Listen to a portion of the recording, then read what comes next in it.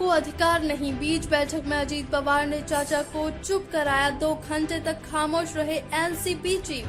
पुणे शहर में शनिवार को जिला योजना एवं विकास समिति की बैठक हो रही थी। इस बैठक में जिला संरक्षक मंत्री होने के नाते अजीत पवार भी मौजूद थे।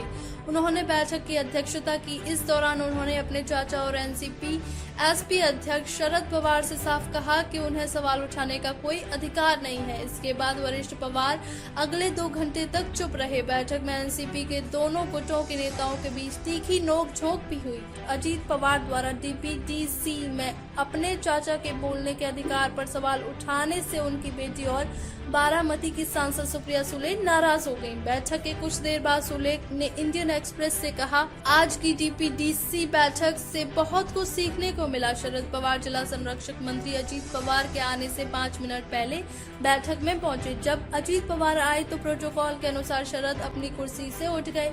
यह पुरानी दुनिया की राजनीति का एक वास्तविक उदाहरण था जिसके लिए महाराष्ट्र प्रसिद्ध है। सूले ने आगे कहा कि जब शरद ने सवाल पूछे तो अजीत पवार ने उन्हें नियम दिखाने का प्रयास किया। सूले ने कहा, उन्होंने कहा कि सांसद केवल आमंत्रित सदस्य हैं और उन्हें सवाल नहीं पूछने चाहिए। उन्होंने इस संबंध में एक सरकारी प्रस्ताव का हवाला देने की कोशिश की।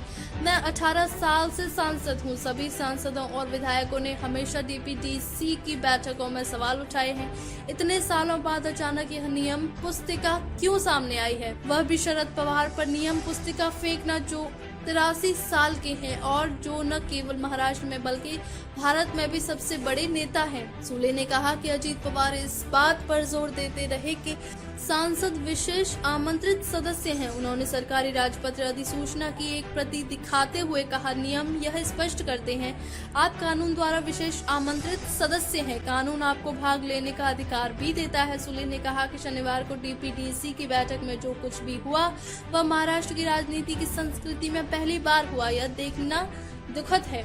आपको बता दें कि डीपीडीसी की बैठक में पुणे के सांसद और विधायक मौजूद थे और अजीत पवार अध्यक्षता कर रहे थे। शरद पवार ने अजीत पवार पर 3 सवाल दागे।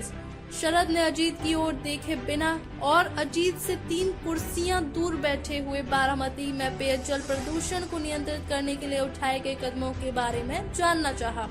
शरद पवार ने कहा, बारामती शहर में आपूर्ति किया जाने वाला पेयजल प्रदूषित है।